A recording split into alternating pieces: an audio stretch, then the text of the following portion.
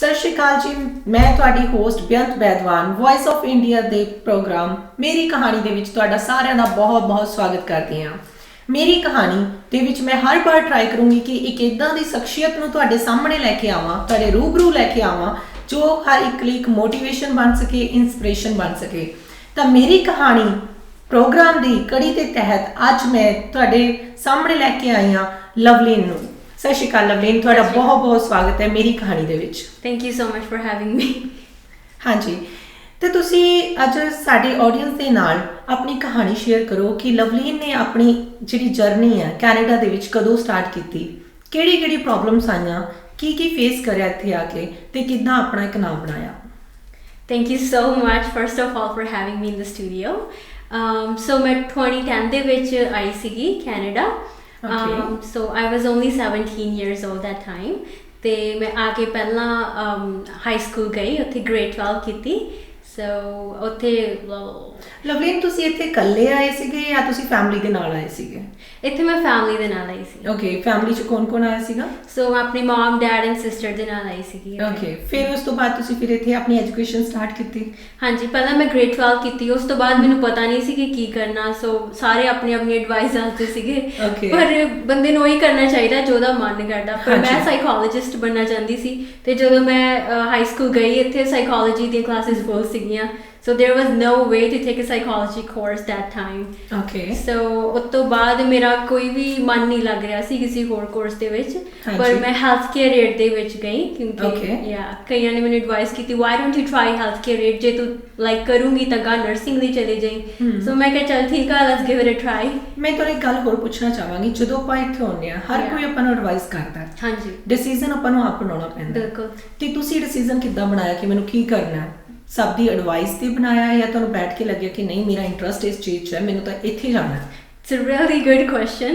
So ਪਹਿਲਾਂ ਤਾਂ ਮੈਂ ਇੱਦਾਂ ਹੀ ਸਾਰਿਆਂ ਨੂੰ ਲਿਸਨ ਕਰਦੀ ਹੁੰਦੀ ਸੀ। ਮੈਂ ਬਹੁਤ ਸ਼ਾਈ ਹੁੰਦੀ ਸੀਗੀ, ਮੈਨੂੰ ਪਤਾ ਨਹੀਂ ਸੀ ਕੀ ਕਰਨਾ ਕੀ ਨਹੀਂ। ਸੋ ਕਿਸੇ ਨੇ ਕਿਹਾ ਹੈਲਥ ਕੇਅਰ ਕਰ ਲਾ, ਉਹ ਕਰ ਲਾ। ਸੋ ਮੈਂ ਸਾਰਿਆਂ ਨੂੰ ਲਿਸਨ ਕਰਦੀ ਸੀ। ਫਿਰ ਮੈਂ ਹੈਲਥ ਕੇਅਰ ਕਰ ਲਿਆ, ਰਾਈਟ। ਤੇ ਉਸ ਤੋਂ ਬਾਅਦ ਮੈਂ ਨਰਸਿੰਗ ਬਾਰੇ ਸੋਚਿਆ, ਫਿਰ ਉਹਦੀ 2 ਸਾਲ ਦੀ ਗਾਂ ਵੇਟਿੰਗ ਸੀ, ਪਰ ਮੇਰਾ ਮਨ ਉੱਥੇ ਸਟਕ ਸੀ ਕਿ ਨਹੀਂ ਮੈਂ ਸਾਈਕੋਲੋਜੀ ਹੀ ਕਰਨੀ ਆ। ਫਿਰ ਬਾਅਦ ਵਿੱਚ 2 ਸਾਲ ਦੀ ਨਰਸਿੰਗ ਵੇਟ ਕਰਨ ਤੋਂ ਬਾਅਦ ਫਿਰ ਮੈਂ ਫਾਈਨਲੀ ਸਾਈਕੋਲੋਜੀ ਜਾਣ ਬਾਰੇ ਸੋਚਿਆ। ਤੇ ਉਦੋਂ ਜਦੋਂ ਆਪਾਂ ਆਏ ਹੁੰਦੇ ਆ ਉਦੋਂ ਮੇਰੇ ਕੋਲ ਇੰਗਲਿਸ਼ ਸਕਿੱਲਸ ਵੀ ਨਹੀਂ ਇੰਨੇ ਹੁੰਦੇ ਸੀਗੇ। ਸੋ ਪਹਿਲਾਂ ਤਾਂ ਉਹ ਮੈਨੂੰ ਰਾਈਟਿੰਗ ਬਹੁਤ ਵੱਡੀ ਪ੍ਰੋਬਲਮ ਹੁੰਦੀ ਆ। ਸੋ ਲੈਂਗੁਏਜ ਜਿਹੜੀ ਬਹੁਤ ਇੰਪੋਰਟੈਂਟ ਹੁੰਦੀ, ਸਪੈਸ਼ਲੀ ਜੇ ਤੁਸੀਂ ਯੂਨੀਵਰਸਿਟੀ ਕਾਲਜ ਦੇ ਵਿੱਚ ਜਾਣਾ, ਉਹਦੇ ਵਿੱਚ ਤੁਹਾਡੀ ਰੀਡਿੰਗ ਐਂਡ ਰਾਈਟਿੰਗ ਸਕਿੱਲਸ ਹੋਣੇ ਚਾਹੀਦੇ enough to be in university, right. ਤਾਂ ਪਹਿਲਾਂ ਉਹ ਮੈਂ ਰਿਕੁਆਇਰਮੈਂਟਸ ਪੂਰੀਆਂ ਕੀਤੀਆਂ ਯੂਨੀਵਰਸਿਟੀ 'ਚ ਜਾਣ ਦੇ ਲਈ। ਫਿਰ ਤੁਸੀਂ ਇੱਥੇ ਆ ਕੇ ਕਮਿਊਨੀਕੇਸ਼ਨ ਸਕਿੱਲਸ ਲਈ ਕੋਈ ਡਿਪਲੋਮਾ, ਕੋਈ ਕਲਾਸਿਸ ਲਗਾਈਆਂ ਸੀਗੀਆਂ? ਸੋ ਮੈਂ ਰੈਡ ਰਿਵਰ ਕਾਲਜ ਗਈ, ਉਹਦੇ ਵਿੱਚ ਕਮਿਊਨੀਕੇਸ਼ਨ ਦੇ ਜਿਹੜੇ ਕੋਰਸਿਸ ਹੁੰਦੇ ਆ 6 ਮੰਥਸ ਦੇ ਹੁੰਦੇ ਆ, ਫਿਰ ਉਹ ਅਟੈਂਡ ਕੀਤੇ। ਫਿਰ ਬੈਂਚਮਾਰਕ ਵਗੈਰਾ ਲੈਣੇ ਹੁੰਦੇ ਜਦੋਂ ਆਪਾਂ ਜਾਂ ਵਿਨੀਪੈਗ ਸਟਾਰਟ ਆਈ ਥਿੰਕ ਇਹਨੂੰ ਕਹਿੰਦੇ ਆ, ਉੱਥੇ ਗਈ। Manitoba start, right. ਓਕੇ, ਫਿਰ ਉਸ ਤੋਂ ਬਾਅਦ ਅੱਗੇ ਫਿਰ ਕਿੱਦਾਂ ਡਿਸੀਜ਼ਨ ਬਣਾਇਆ ਕਿ ਮੈਨੂੰ ਹੁਣ ਕੀ ਕਰਨਾ ਹੈ? So I was still confused. So ਮੈਂ ਫਿਰ ਇੱਕ ਕਾਉਂਸਲਰ ਨੂੰ ਮਿਲੀ, she was a psychologist and a counselor. So ਮੈਂ ਉਹਨੂੰ ਮਿਲੀ, I was like ਮੈਂ ਬਹੁਤ confused ਹਾਂ, ਮੈਨੂੰ ਨਹੀਂ ਪਤਾ ਲੱਗਦਾ ਮੇਰੀ ਲਾਈਫ ਕਿੱਥੇ ਜਾ ਰਹੀ ਆ, ਮੈਨੂੰ ਕੀ ਕਰਨਾ ਚਾਹੀਦਾ। ਸੋ ਉਹਨੇ ਮੈਨੂੰ ਇੱਕ ਬਹੁਤ ਵਧੀਆ ਟਿਪ ਦੱਸਿਆ ਜਿਹੜਾ ਕਿ ਮੈਂ ਆਈ ਥਿੰਕ ਇਸ ਸ਼ੋਅ ਦੇ ਜ਼ਰੀਏ ਸ਼ੇਅਰ ਵੀ ਕਰਨਾ ਚਾਹੁੰਦੀ ਸਾਰੇ ਆਡੀਅנס ਨਾਲ। ਬਿਲਕੁਲ, ਬਹੁਤ ਯੂਜ਼ਫੁਲ ਆ, ਮੇਰੇ ਬਹੁਤ ਕੰਮ ਆਇਆ। ਸੋ she was like why don't you try writing a journal?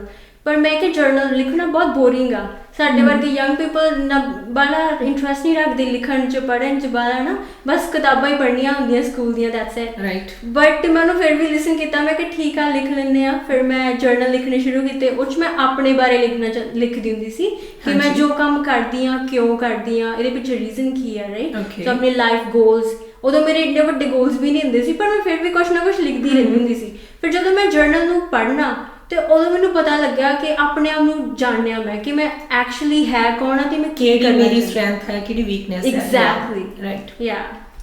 ਫਿਰ ਉਸ ਤੋਂ ਬਾਅਦ ਤੁਸੀਂ ਲਾਈਕ ਜਿਵੇਂ ਹੁਣ ਹੇਅਰ ਪ੍ਰੋਫੈਸ਼ਨ 'ਚੋਂ, ਹਾਂਜੀ, ਤਾਂ ਲਵਲੀਨ ਦਾ ਕਿੱਦਾਂ ਦਿਲ ਕਰਿਆ ਕਿ ਹੁਣ ਇਹ ਪ੍ਰੋਫੈਸ਼ਨ ਮੇਰੇ ਲਈ ਸਹੀ ਆ?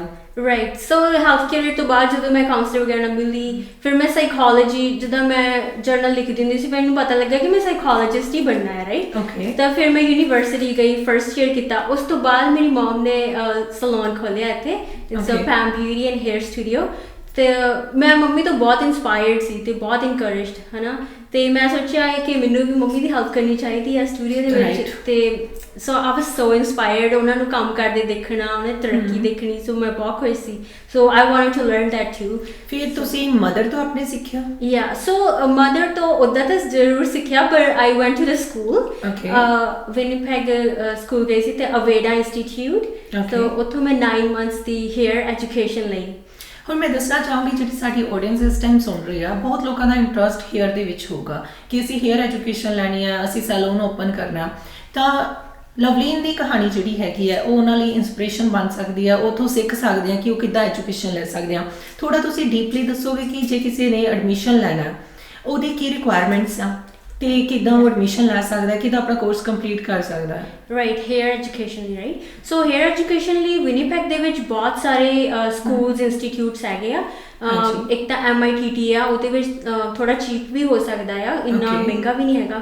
ਪਰ ਕਈ ਜਿਹੜੇ ਸਕੂਲ ਹੈਗੇ ਇਟਸ $14,000 ਫੀਸ ਪਰ ਕਈਆਂ ਦੇ ਵਿੱਚ ਸਿਰਫ 7,000 ਔਰ 5,000 ਵੀ ਹੁੰਦੀ ਆ ਹਾਂਜੀ ਕਿਉਂਕਿ ਜਿਹੜਾ ਨਵਾਂ ਪਰਸਨ ਇੰਡੀਆ ਤੋਂ ਆਇਆ ਹੈ ਨਾ ਉਹਨੇ ਐਜੂਕੇਸ਼ਨ ਲੈਣੀ ਆ ਉਹਦੇ ਲਈ ਇਹ ਵੀ ਮੈਟਰ ਕਰਦਾ ਕਿ ਫੀ ਘੱਟ ਤੋਂ ਘੱਟ ਹੋਵੇ ਤਾਂ ਤੁਸੀਂ ਲਾਈਕ ਜਿਵੇਂ ਦੱਸ ਸਕਦੇ ਹੋ ਕਿ ਉਹ ਕਿਹੜੇ ਕਾਲਜ ਕਿਹੜੇ ਸਕੂਲ 'ਚ ਐਡਮਿਸ਼ਨ ਲਵੇ ਕਿ ਉਹਨੂੰ ਫੀਸ ਲਈ ਵੀ ਸਹੀ ਹੋਵੇ ਤੇ ਨਾਲੇ ਉਹਨੂੰ ਇਹ ਐਜੂਕੇਸ਼ਨ ਵੀ ਮਿਲ ਜਾਵੇ ਸੋ ਵਿਨੀਪੈਗ ਤੋਂ ਦੇ ਸਾਰੇ ਇੰਸਟੀਟਿਊਟਸ ਹੀ ਬਹੁਤ ਹੀ ਵਧੀਆ ਨੇ ਸਾਰੇ ਪ੍ਰੋਫੈਸ਼ਨਲ ਹੈਗੇ ਆ ਪਰ ਜਿੱਥੇ ਥੋੜੀ ਜਿਹੀ ਫੀਸ ਵੀ ਘੱਟ ਆ ਉਹ ਹੈਗਾ MITT ਲਾਈਕ ਮੈਨੂੰ ਪਰਸਨਲੀ ਇਹ ਲੱਗਦਾ ਕਿ MITT ਦੇ ਵਿੱਚ ਥੋੜੀ ਫੀਸ ਘੱਟ ਆ ਤੇ ਤੁਸੀਂ ਐਜੂਕੇਸ਼ਨ ਕਿੱਥੋਂ ਲਈ ਆ ਆਈ ਵੈਂਟ ਟੂ ਅਵੇਡਾ ਇੰਸਟੀਟਿਊਟ ਵਿਨੀਪੈਗ ਯਾ ਉੱਥੇ ਥੋੜੀ ਫੀਸ ਥੋੜੀ ਜ਼ਿਆਦਾ ਆ ਬਟ ਕਿਉਂਕਿ ਮੈਂ MITT ਨਹੀਂ ਗਈ ਸੋ ਮੈਨੂੰ ਨਹੀਂ ਪਤਾ ਕਿ ਇੰਨਾ ਡਿਫਰੈਂਸ ਹੈਗਾ ਕਿ ਨਹੀਂ ਪਰ MITT is really good too okay yeah ਤਾਂ ਸਾਡੀ ਆਡੀਅנס ਨੂੰ ਹੁਣ ਪਤਾ ਲੱਗ ਗਿਆ ਕਿ ਉਹ ਕਿੱਦਾਂ ਲਾਈਕ ਅੱਗੇ ਐਡਮਿਸ਼ਨ ਲੈ ਸਕਦੇ ਨੇ ਹਨਾ ਤੇ ਹੁਣ ਆਪਾਂ ਗੱਲ ਕਰੀਏ ਜੇ ਹੇਅਰਸ ਤੇ ਹਨਾ ਤੁਹਾਡਾ ਐਕਸਪੀਰੀਅੰਸ ਹੋ ਗਿਆ ਹੁਣ ਕਿੰਨੇ ਸਾਲ ਐਕਸਪੀਰੀਅੰਸ ਹੈ ਤੁਹਾਨੂੰ ਸੋ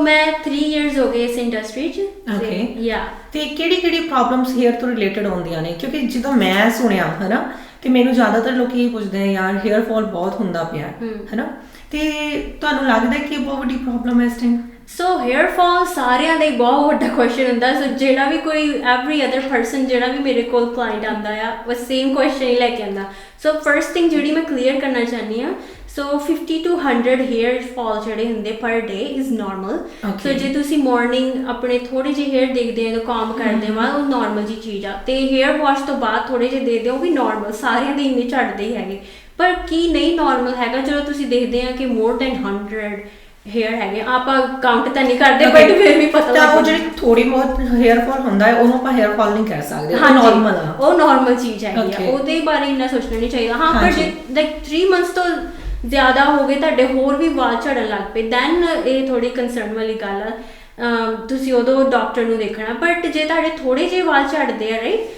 ਤਾਂ ਤੁਸੀਂ ਆਪਣੇ ਹੇਅਰ ਡਰੈਸਰ ਨੂੰ ਕੰਸਲਟ ਕਰ ਸਕਦੇ ਆ ਸੋ ਬਹੁਤ ਸਾਰੇ ਟ੍ਰੀਟਮੈਂਟਸ ਹੈਗੇ ਆ ਹੇਅਰ ਫਾਲ ਦੇ ਤੁਸੀਂ ਕੀ ਰეკਮੈਂਡ ਕਰੋਗੇ ਜੇ ਬਾਈ ਚਾਂਸ ਕਿਸੇ ਨੂੰ ਇਹ ਪ੍ਰੋਬਲਮ ਹੈਗੀ ਆ ਤਾਂ ਉਹ ਕੀ ਕਰ ਸਕਦਾ ਕਿੱਦਾਂ ਉਹਦਾ ਸੋਲੂਸ਼ਨ ਫਾਈਂਡ ਆਊਟ ਕਰ ਸਕਦਾ ਸੋ ਫਰਸਟ ਆਫ ਆਲ ਕਿ ਕੋਈ ਵੀ ਟ੍ਰੀਟਮੈਂਟ ਲੈਣ ਤੋਂ ਪਹਿਲਾਂ ਆਪਣੇ ਹੇਅਰ ਡਰੈਸਰ ਨਾਲ ਕੰਸਲਟ ਕਰੋ ਕਿਉਂਕਿ ਅਸੀਂ ਵਾਲਾਂ ਨੂੰ ਪਹਿਲਾਂ ਐਨਾਲਾਈਜ਼ ਕਰਦੇ ਹਾਂ ਅਸੀਂ ਇੱਦਾਂ ਹੀ ਨਹੀਂ ਬਸ ਟ੍ਰੀਟਮੈਂਟ ਕਰ ਲੈਣੇ ਹਨਾ ਇਸ ਮੋਸਟਲੀ ਹੁੰਦਾ ਕੀ ਆ ਜੇ ਕਿਸੇ ਨੇ ਗਾਈਡ ਕਰਤਾ ਤਾਂ ਲੋਕੀ ਕੀ ਕਰਦੇ ਆ ਉਹ ਚੀਜ਼ ਯੂਜ਼ ਕਰਨੀ ਸਟਾਰਟ ਕਰ ਦਿੰਦੇ ਆ ਵਿਦਆਊਟ ਨੌਲੇਜ ਹੋਣੀ ਬਹੁਤ ਜ਼ਰੂਰੀ ਆ ਆਪਾਂ ਕੀ ਕਰਦੇ ਆ ਸਟੋਰਸ ਦੇ ਵਿੱਚ ਕਿੰਨੇ ਵਧੀਆ ਬ੍ਰਾਂਡਸ ਹੈਗੇ ਆ ਬਹੁਤ ਵਧੀਆ ਬ੍ਰਾਂਡਸ ਹੈਗੇ ਜਿਹੜੇ ਸਲੂਨਸ ਦੇ ਵਿੱਚ ਵੀ ਹੁੰਦੇ ਆ ਆਪਾਂ ਇੱਦਾਂ ਬਾਏ ਕਰ ਲੈਂਦੇ ਆ ਬਟ ਨਹੀਂ ਮੈਂ ਹਮੇਸ਼ਾ ਇਹ ਕਹਿੰਦੀ ਆ ਕਿ ਤੁਸੀਂ ਪਹਿਲਾਂ ਆਪਣੇ ਹੇਅਰ ਡਰੈਸਰ ਨਾਲ ਕੰਸਲਟ ਕਰੋ ਕਿਉਂਕਿ ਕਈ ਵਾਰ ਕੀ ਹੁੰਦਾ ਸਾਡੇ ਫਾਈਨ ਹੇਅਰ ਹੁੰਦੇ ਤੇ ਅਸੀਂ ਕਰਲੀ ਹੇਅਰ ਵਾਲਾ ਸ਼ੈਂਪੂ ਚੱਕ ਲੈਂਦੇ ਆ ਜਾਂ ਡਰਾਈ ਹੇਅਰ ਹੁੰਦੇ ਆ ਆਇਲੀ ਵਾਲਾ ਲੈ ਆਉਂਦੇ ਆ ਰਾਈਟ ਤੇ ਆਇਲੀ ਹੇਅਰ ਔਰ ਲਾਈਕ ਡਰਾਈ ਹੇਅਰ ਇਹਨਾਂ ਦਾ ਤੁਸੀਂ ਥੋੜਾ ਡਿਫਰੈਂਸ ਦੱਸੋਗੇ ਕਿ ਕਿੱਦਾਂ ਉਹ ਕਲੈਕਸ਼ਨ ਕਰ ਸਕਦੇ ਆ ਕਿਵੇਂ ਸ਼ੈਂਪੂਜ਼ ਆਪਣੇ ਸਿਲੈਕਟ ਕਰ ਸਕਦੇ ਕਿ ਮੇਰੇ ਲਈ ਇਹ ਬੈਟਰ ਆ ਯਾ ਸੋ ਜਿੱਦਾਂ ਮੈਂ ਪਹਿਲਾਂ ਵੀ ਕਿਹਾ ਕਿ ਆਪਣੇ ਹੇਅਰ ਡਰੈਸਰ ਨਾਲ ਕੰਸਲਟ ਕਰਨਾ ਬਹੁਤ ਜ਼ਰੂਰੀ ਹੈ ਕਿ ਉਹ ਐਨਾਲਿਸਿਸ ਕਰੋਗੇ ਤੁਹਾਡੇ ਵਾਲਾਂ ਨੂੰ ਫਿਰ ਦੱਸੋਗੇ ਉਸ ਅਕੋਰਡਿੰਗ ਦੀ ਐਡਵਾਈਸ ਦੱਸੋਗੇ ਸੋ don't just go to the store and pick the products, right? Go to the salon and then ask them what kind of products you required for your hair type.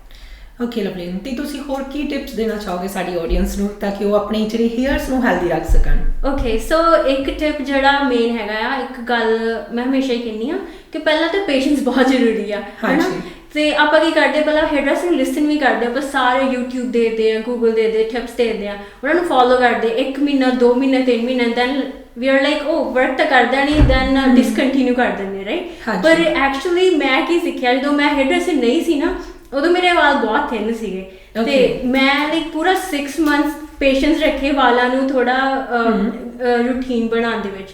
ਸੋ ਤੁਹਾਡੀ 6 months ਜੇ routine ਇੱਕੋ ਹੀ ਰਵੇ ਤਾਂ ਤੁਹਾਡੇ ਵਾਲ ਬਹੁਤ healthy and shiny ਜਿੱਦਾਂ ਦੇ ਤੁਸੀਂ ਚਾਹੁੰਦੇ ਹੋ ਉਦਾਂ ਦੇ ਬਣ ਸਕਦੇ ਆ। ਸੋ ਲਵਲੀਨ ਇੱਕ ਚੀਜ਼ ਹੋਰ ਆ, ਜਿਵੇਂ ਸਾਡੀ ਆਡੀਅנס ਆਪਾਂ ਨੂੰ ਸੁਣਦੀ ਪਈ ਆ, ਜੇ ਕਿਸੇ ਨੇ ਵੀ ਤੁਹਾਡੇ ਤੋਂ ਨੌਲੇਜ ਲੈਣੀ ਹੋਵੇ, ਚਾਹੇ ਉਹਨਾਂ ਨੇ ਕਾਲਜ ਐਡਮਿਸ਼ਨ ਲੈਣਾ ਹੈ, ਉਹਨਾਂ ਨੂੰ ਰਿਕੁਆਇਰਮੈਂਟਸ ਪੁੱਛਣੀਆਂ ਨੇ, ਕੀ ਰਿਕੁਆਇਰਮੈਂਟਸ ਨੇ, ਜਾਂ ਕਿਸੇ ਨੂੰ ਕੋਈ ਹੇਅਰਸ ਤੋਂ ਰਿਲੇਟਡ ਪ੍ਰੋਬਲਮ ਹੈ, ਉਹ ਤੁਹਾਨੂੰ ਕਿੱਦਾਂ ਕੰਟੈਕਟ ਕਰ ਸਕਦੇ ਨੇ? So they can call us at a studio phone number. ਤੁਸੀਂ ਆਪਣਾ ਨੰਬਰ ਮੈਂਸ਼ਨ ਕਰ ਦਿਓ। Yeah, sure. It's 204 615 6171. ਤੇ ਤੁਸੀਂ ਇੱਕ ਵਾਰ ਨੰਬਰ ਰਿਪੀਟ ਕਰ ਸਕਦੇ ਹੋ? ਹਾਂਜੀ, it's 204 615 6171. ਤੇ ਜੇ ਕਿਸੇ ਨੇ ਪੈਮ ਬਿਊਟੀ ਸਟੂਡੀਓ ਵਿਜ਼ਿਟ ਕਰਨਾ ਆ ਤੇ ਉਹ ਕਿਵੇਂ ਲਾਈਕ ਵਾਕ ਇਨ ਤੇ ਆ ਸਕਦਾ ਹੈ ਜਾਂ ਉਹਨੂੰ ਅਪਾਇੰਟਮੈਂਟ ਲੈਣੀ ਪਊਗੀ? ਵੈਸੇ ਅਸੀਂ ਵਾਕ ਇਨ ਐਕਸੈਪਟ ਕਰਦੇ ਸੀ, ਪਰ ਬਿਕਾਜ਼ ਆਫ ਦਾ ਕੋਵਿਡ ਤੇ ਅਸੀਂ ਹੁਣ ਅਪਾਇੰਟਮੈਂਟਸ ਹੀ ਜ਼ਿਆਦਾਤਰ ਲਈਦੀਆਂ, ਉਹਨਾਂ ਦਾ ਪੂਰਾ ਸੇਫਟੀ ਚੈੱਕ ਕਰਕੇ, ਰਾਈਟ, ਕੋਵਿਡ ਕੁਐਸਚਨ ਪੁੱਛੀਦੇ ਆ ਜੋ ਉਹਨਾਂ ਨੇ ਵਿਜ਼ਿਟ ਕੀਤਾ ਕਿਸੇ out of province and all, right. So ਉਹਨਾਂ ਟੈਂਪਰੇਚਰ ਚੈੱਕ ਕਰਦੇ ਆ, ਫਿਰ ਅਸੀਂ ਉਹਨਾਂ ਨੂੰ ਅਪਾਇੰਟਮੈਂਟ ਤੇ ਲੈਂਦੇ ਆ। ਠੀਕ ਆ ਜੀ, ਤੁਹਾਡਾ ਬਹੁਤ ਬਹੁਤ ਸਵਾਗਤ। ਤੁਸੀਂ ਇੱਕ ਬਹੁਤ ਵਧੀਆ ਜਾਣਕਾਰੀ ਸਾਡੇ ਨਾਲ ਸਾਂਝੀ ਕੀਤੀ ਆ। ਆਈ ਹੋਪ ਇਹ ਕਹਾਣੀ ਜਿਹੜੀ ਲਵਲੀਨ ਨੇ ਤੁਹਾਡੇ ਨਾਲ ਸ਼ੇਅਰ ਕੀਤੀ ਆ, ਜਿੰਨੇ ਵੀ ਨਿਊ ਇਮੀਗ੍ਰੈਂਟਸ ਜਾਂ ਸਟੂਡੈਂਟਸ ਕੋਈ ਵੀ ਇੱਥੇ ਆਉਂਦਾ ਆ ਹੈ ਨਾ, ਜਿਨ੍ਹਾਂ ਦਾ ਇੰਟਰਸਟ ਹੁੰਦਾ ਹੈ ਕਿ ਮੈਂ ਹੇਅਰ ਐਜੂਕੇਸ਼ਨ ਦੇ ਵਿੱਚ ਜਾਣਾ ਹੈ, ਉਹਦੇ ਲਈ ਬਹੁਤ ਹੈਲਪਫੁਲ ਰਹੀ ਹੋਗੀ, ਬਹੁਤ ਇਨਫੋਰਮੇਟਿਵ ਰਹੀ ਹੋਗੀ। ਸਟਿਲ ਜੇ ਕਿਸੇ ਦੇ ਵੀ ਮਾਈਂਡ 'ਚ ਕੋਈ ਵੀ ਕੁਐਸਚਨ ਹੈ ਤਾਂ ਲਵਲੀਨ ਦੇ ਦਿੱਤੇ ਹੋਏ ਕੰਟੈਕਟ ਨੰਬਰ 'ਤੇ ਉਹਨਾਂ ਨੂੰ ਕੰਟੈਕਟ ਕਰਕੇ ਉਹ ਉੱਥੋਂ ਜਾਣਕਾਰੀ ਲੈ ਸਕਦੇ ਆ। ਤੁਹਾਡਾ ਬਹੁਤ ਬਹੁਤ ਸਵਾਗਤ, ਤੁਹਾਡਾ ਬਹੁਤ ਬਹੁਤ ਸਵਾਗਤ Lovleen. Thank you so much.